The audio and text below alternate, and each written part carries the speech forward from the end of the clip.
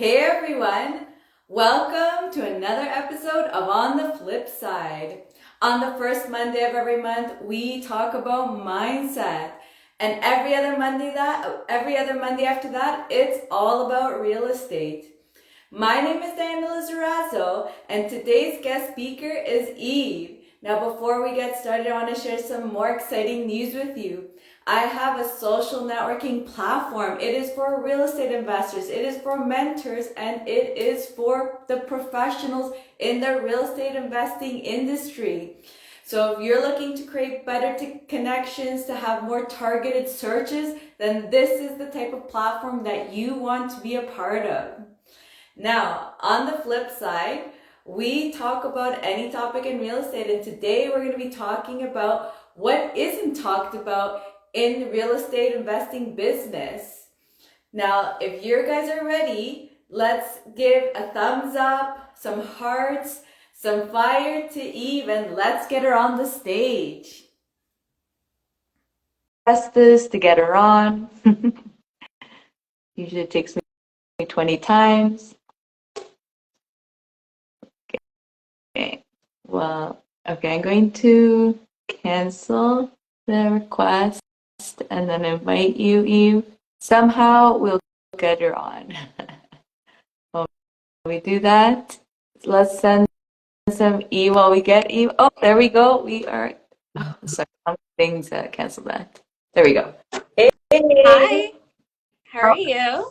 I'm good. I'm good. How are you? I'm excited about this topic. I think it's so important to talk about. So let's start with just telling the viewers a little bit about yourself. Who are you? What's your real estate strategies? How long have you been in it? Whatever you'd love to share about Yeah, yourself. so I've been full-time in real estate for about 4 years now. However, I've been actually within the entrepreneur, I guess, field since I was 24. Just within that, there's always that roller coaster, but I've been involved in a lot of different industries, but one I really stuck with me the most was real estate. I've been involved in a lot of businesses and sold them. However, real estate was something that was near and dear to me because a lot of advantages and a lot of exit strategies and a lot of other potential profit revenues. And so, real estate is always going to be at the back burner within my thoughts and anything that I execute. And we've been acquiring multifamilies. We did many fix and flips in the past 4 years, but more strategically, really speaking, is that we've really enjoyed growing our portfolio within the multifamily realms, because we find that that's really where you get a lot of that appreciation and taxable advantages as well. So yeah, it's been an amazing journey, and thank you for having me here again. And I think it's really exciting what we're going to talk about today, because we're going to be talking about kind of like things that, uh, a lot of real estate investors don't typically implement within their business, or a lot of entrepreneurs, I guess, don't implement within their business, because there's a huge shift of people, especially with the information age that we are in, that a lot of people want to take on the responsibilities within themselves to start something new, because they know that within the realms of, let's say, a salary based job, you're very limited to your own abilities, but also limited in risk, right? And so Mhm. a lot of people have started their own business. And while I love the idea of that, and I love the fact that people are going above and beyond, there's always parts of business that's often overlooked, because Mhm. typically whenever people start business, they look at everything from profit based and expenses based, right? So whenever you people, obviously you're doing it for the sake of making profit. However, in terms of your expenses, there's only typically entrepreneurs, when they start a business, there's only two ways of expenses that they think of. One, is it saving me time for making this expenditure, right? Or is it making me money? So those are the only two variables that people typically, when they create an expense, within the business, right? So if it's saving you time, is it an assistant? Is it a manager? Is it somebody that'll allow you to focus on other things so that you can allow yourself to generate within that revenue of the business? Or are you hiring someone so that you can create a bigger spread of your time, right? And so what happens is that in the beginning, it's great. And when it comes to investors constantly saying, how do I reinvest it into myself? How do I reinvest it into my business, right? And it is by far often overlooked, where investing within themselves and the people that they work with, and that is always at the bottom of the barrel, because typically reinvestments within investors or entrepreneurs business goes as such where they'll invest it obviously on the CEO, on whatever that CEO needs in order for them to operate that business, whether it's the real estate space, whether it's the vehicle, whether it's the gas, whatever their time is worth to continue that business, right? And then sometimes, they make improvements within lifestyle based on income. And that's reflected to a lot of entrepreneurs, right? Yes, And I wanted to bring up before I keep on going because I just wanted to actually bring up some things that is what you're getting to, and I just wanted to say like the things that we are actually missing is that, for example, like that, like let's say talking about real estate, and I think as you said, as entrepreneurs too, it's the same thing where you'll talk about the skills of, for example, getting those properties, right? But it doesn't talk about the business side of things. And same thing on the entrepreneur side. Like the biggest thing, I don't know if you've read the E-Myth, but the biggest thing they talk about is the technical people especially are the ones that get burned the most because they think, for example, I'm so amazing at this, I could start a business. I'm so amazing at that, I could start a business, but don't actually realize that just because you're technically amazing at something doesn't equate to you're good at running a business. Any thoughts on that? um absolutely, because we are all geniuses in we all have our own mastery.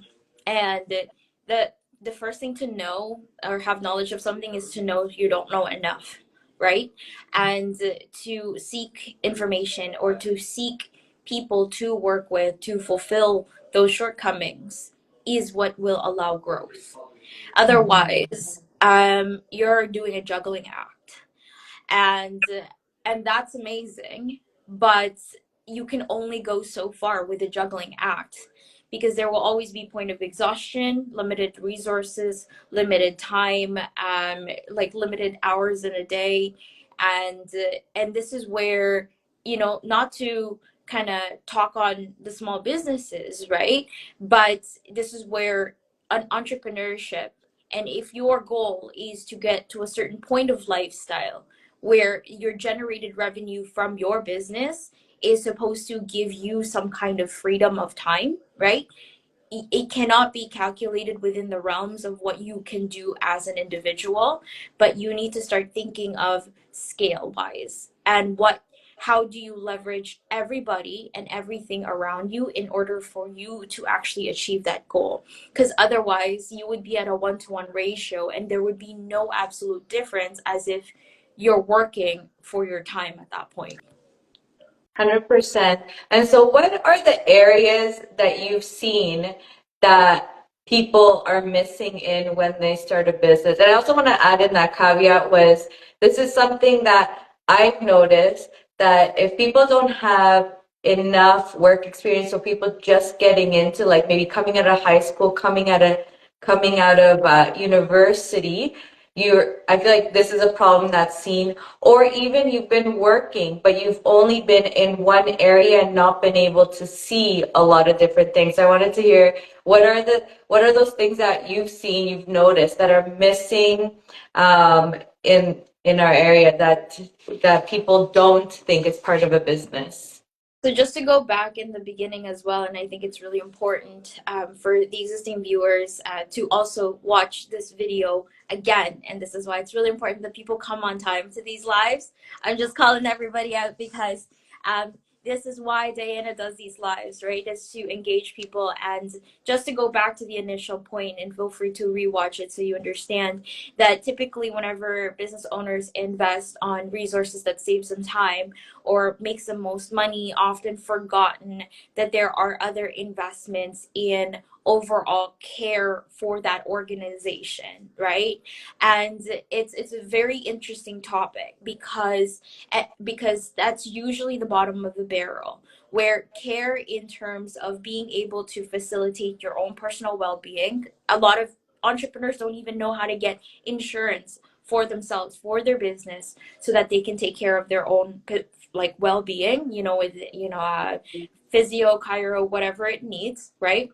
And then pass on eventually those benefits to their employees, so that whoever is saving them time and whoever is making them money, there is that incentive of the overall governance of that entrepreneurship. And that is what converts an entrepreneur into an enterprise, right? Because you are no longer acting on your own behalf. You are thinking of scale.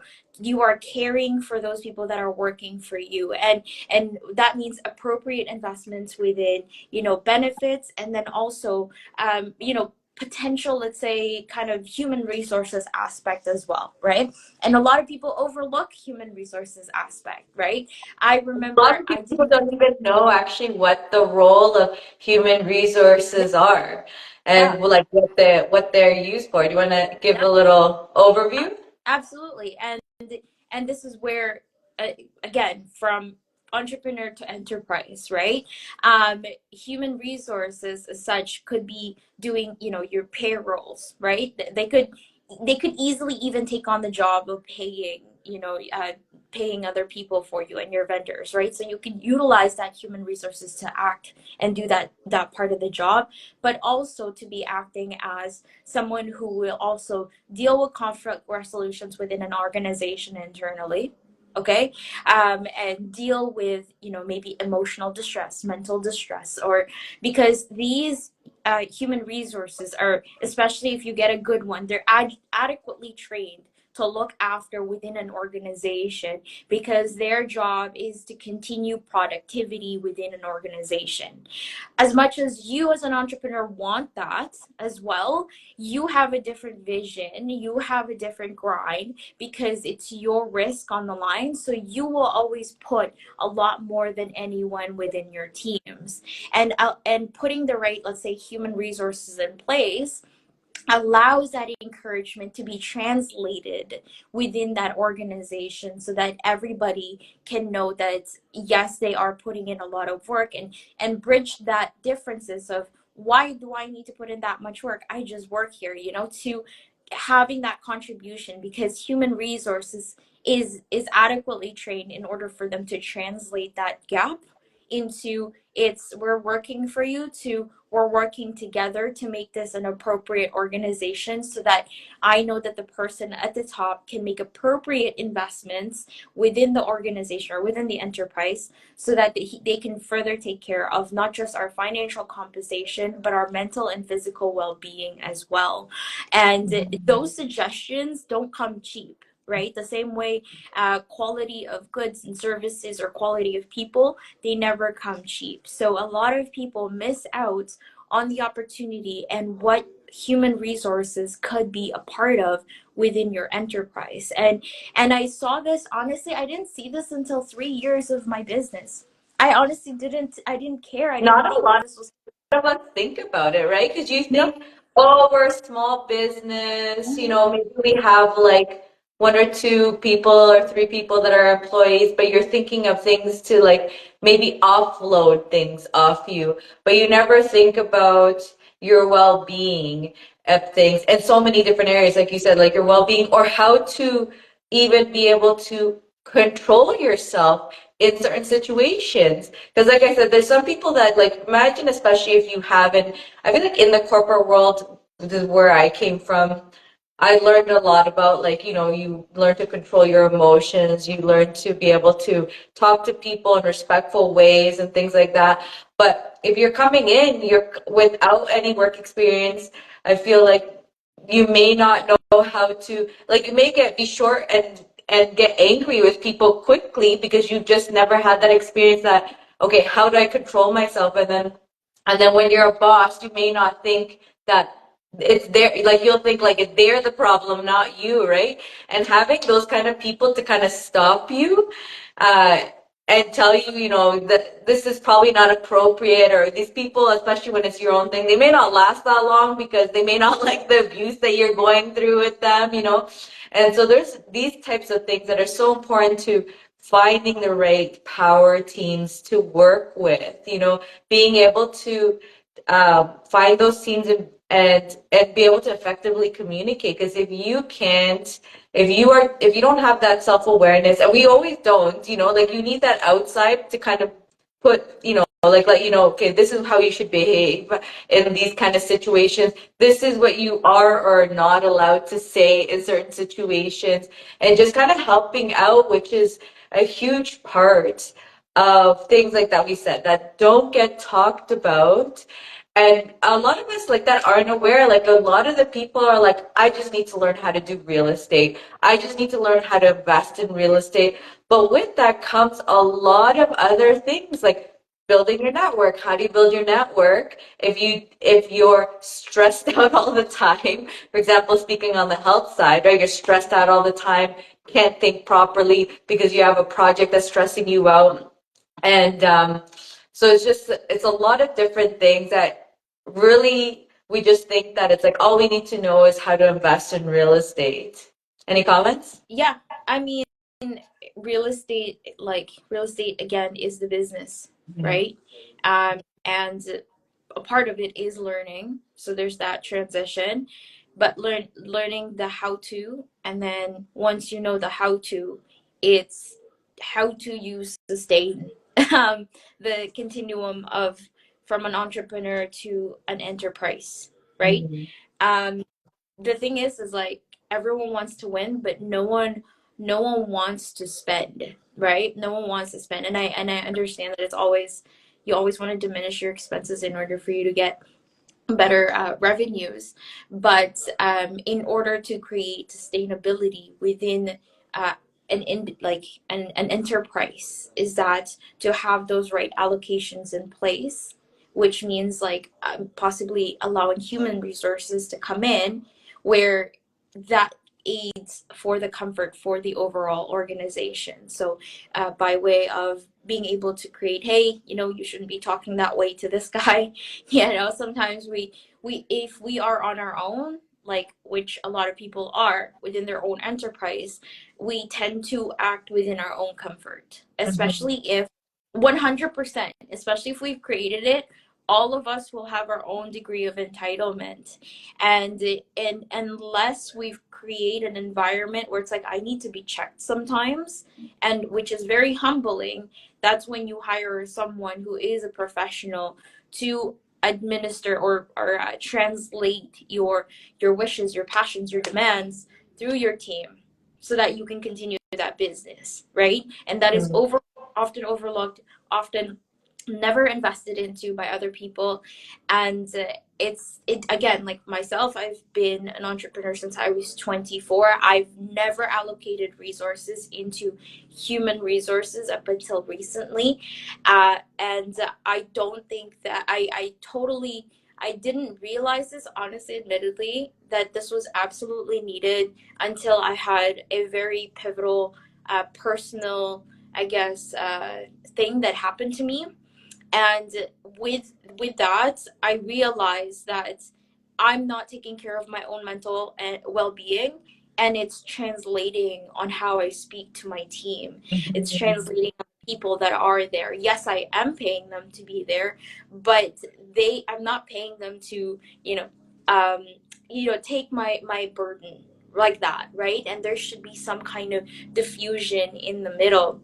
And it's very important. And if we can make it a thing, even for startups, where there would be like human resources, where they could be within consultation or maybe just a monthly visitation, right, just to mitigate any reoccurring issues, journaling in order for you to address those issues. So like you could have a human resources come in that you can contract, right, once a month, and you can sit down with the employees, including their performance review, because then at least the human resources can give you feedback on how well you're articulating yourself. There's also legal things, legal liabilities, that you're really protecting yourself by doing this as well as an organization. So it's an overall benefit, and it doesn't have to be the biggest expense within your business.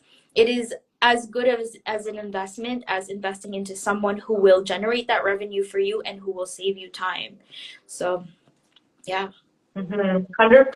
And I just wanted to give a situation that happened to me. There was a person that I was looking to partner with, and I wanted to start off with the route, okay, let me work on a little project with you and see how it works. And luckily, our conversations were already recorded because it was team conversations. And I remember I left that meeting. It was obviously a few meetings in, but a specific meeting, I left it really angry. Mm-hmm. And I felt disrespected, but I didn't understand why. And so the recording was really nice because I actually ended up realizing that the person belittles me. Mm-hmm. And another thing that happens also is sometimes we also don't tell other people. So once that happened to me, I was kind of like, this is not the environment. I can't see myself partnering with this person because it was happening not only to me, but to the other team members too. And it was something where I never ended up saying anything because I was just like, you know what, I'm just going to finish my project and move on. And I just don't want to be a part of that because I just don't need to be belittled or disrespected or anything. But at the but then when you and I actually had the conversation of like all these different things and things that are missing in the business, then it made me start thinking, man, I feel like I should have probably told her, or it would be great if she had that kind of support to like that, like your employees can tell you or tell HR because it's also like almost like a It mediation. is a Like it's need. like sometimes you don't want to directly tell the person, but you have that person like this person belittled me, this is what happened, how they're disrespecting me, 100.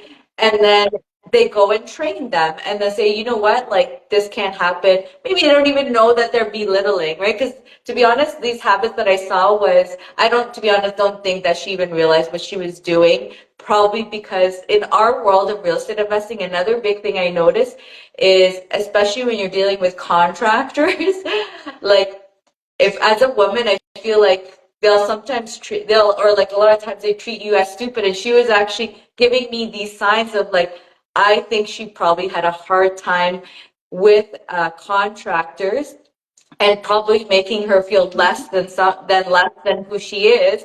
And instead of working on that or not allowing Yeah. that effect, Yeah. it was more like I'm going to like kick you or something. I don't know. Like I'm gonna just like do what I can to just bring you down more or something. She probably caught the habits of like other people doing it to her. Yeah, I wanna highlight on that, and it's really important. When it comes to joint ventures, Oh, you just got muted. I don't know if something. Oh, there you go. Yeah, I when hear it comes ya. to joint ventures, I cannot stress this enough. The more deals that I do, and the more people I work with, it is ever more important to raise adequate capital. I know people are going to say, for what? Renovations? Not just that.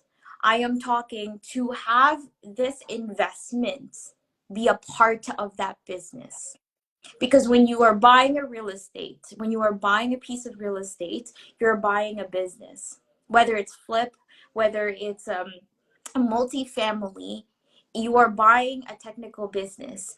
And what that means is you create a relationship with that individual, with that another entity, by way of a contractual obligation of admitting your responsibility on a long-term basis. Okay?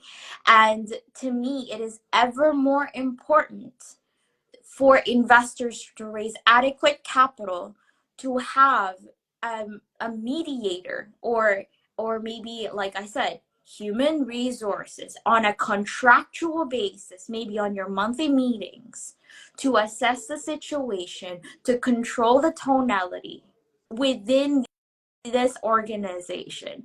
Otherwise, it's free for all. Otherwise, this is where I don't like the way he makes me feel or she makes me feel. I don't want to talk to them anymore. That could be translated into I'm going through something or they're going through something, and they end that communication. And because that communication ends, guess what? That money that you're spending on human resources for risk mitigation will now be spent on lawyers. Okay, to control the conversations now, to be the middleman, to be sending emails, whereas you could have avoided that in the first place. You could have made that investment in the beginning. You could have made that consultation with human resources, adequately trained human resources. And maybe, Diana, invite someone who's actually been in human resources that could actually talk about what do you think people need to deal with before they even start a business? What mental issues should they be dealing with themselves to start that? I think that should be a good idea if you want to have someone else to chime in on this, because then you're creating risk mitigation of a potential like law issue, right? Because anything dealt with business, if not dealt well, that is where it ends, right? And if you can avoid that and make necessary investments in the beginning, and create that relationship, that mutual relationship where we will never speak beyond this point, or we will never give each other this tonality, right? Because we're trying to make this work, like that risk mitigation factor. That's okay, like, how are you feeling? What made you say that? Like someone has to be in the room and do a breakout session later to mitigate that, so that it doesn't end into a potential dispute. And I'm not just talking real estate wise, I'm talking business, every facet of business. This is all mitigation, because at the end, just like renovation, if you cheap out on something, it's going to come back right back at you, and it's going to cost you more. And this is one of them as well. 100%. And I just even to add to that is, as you as the owner, or maybe one of the owners, you know, like you said, that HR component really is important, because if you're a short fuse, if you're a person that just doesn't know how to control your emotions, that could also not only impact your employees, but it can impact customers or other people outside. And like you said, that could lead to legal type of problems happening, whereas at least someone in HR can let you know, this is the way you should be behaving, that's the way you should behave, you know, don't do this, don't do that, be careful of this wording, be careful of that wording, especially actually even just thinking of how things legally are changing in Canada, where it's like certain things you are allowed to say now aren't allowed to say now, and you are like someone, like having someone that's there to kind of be able to keep you even in the loop of what's happening, because you just never know. Ignorance in these situations are not bliss, you know? Yeah. You want to be aware and understanding what is important and what you should be doing, and just what is and isn't allowed to be done. Any final comments or Yeah. summary of Yeah. what we talked I just about? want to do like final comments. Thank you for that. I think there are things we know in business, right? And there's things we know about ourselves, right? Which is, we know that there will be trials and turbulences in our journey, no matter what. But what we don't know is how we will be when that happens, okay? How we will react. And that is all dependent on so many variables. As much as we can calculate risk in business and in real estate pre-acquisition, we cannot calculate our own emotional intelligence. And because we cannot calculate that variable, we need to put something in place in order for us to mitigate that risk.